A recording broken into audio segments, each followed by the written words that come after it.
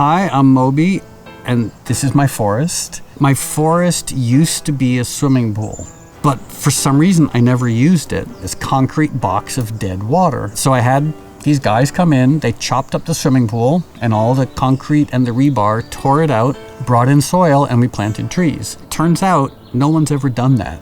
So now what once was a concrete box filled with dead water is now a mini forest with hummingbirds, and it's an ecosystem.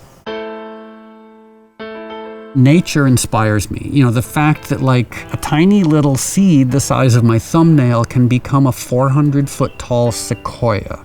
Like, that is so much more interesting and inspiring than anything humans do. My family, my parents, my aunts and uncles, they raised me with this idea that it's every individual's job to use whatever voice they have, whatever platform they have, to address issues that need to be addressed, and to challenge things that need to be challenged, and to work hard to try to presumptuously make the world a better place. And I don't feel this anymore. I have always been inspired by people who've been able to write great activist songs. I am terrible at writing activist-oriented music. And I learned this early on because I really wanted to be someone who was good at writing activist lyrics and activist songs. But what I've learned over time is my music is more emotional, more subjective. But through the platform that I have as a result of being a public figure musician, the platform is where my activism lives. And I do believe it's every person, every writer, every artist, every musician, everybody on the planet, like it's their job to use whatever platform they have to draw attention to issues that need having attention drawn to them. The Einstein quote we all know and love is like, the definition of insanity is doing the same thing over and over again and expecting different results. And guess what? If you destroy yourselves and your community and the environment, it's going to destroy you. There's no way around it. And I would love if I can play some small, minuscule part in getting people to wake up and just simply stop destroying the only home they have.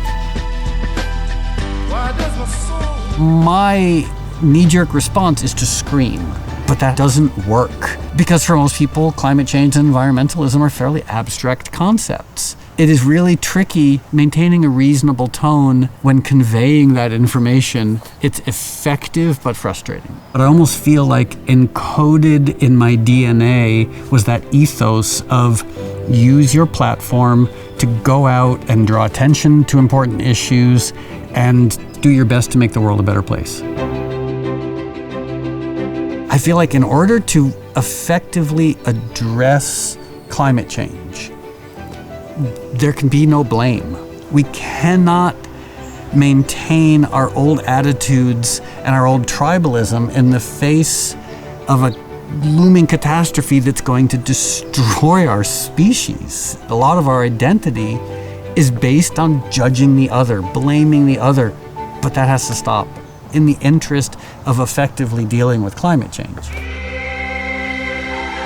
The Martin Luther King Jr. quote, the arc of the moral universe is long, but it bends towards justice. It also bends towards practically addressing and fixing problems. What gives me hope is it's going to be an A plus B equals giraffe solution. It's going to be the solution is going to surprise all of us. Or it might be the opposite of death by 1,000 cuts, where it's like life by 1,000 great different things.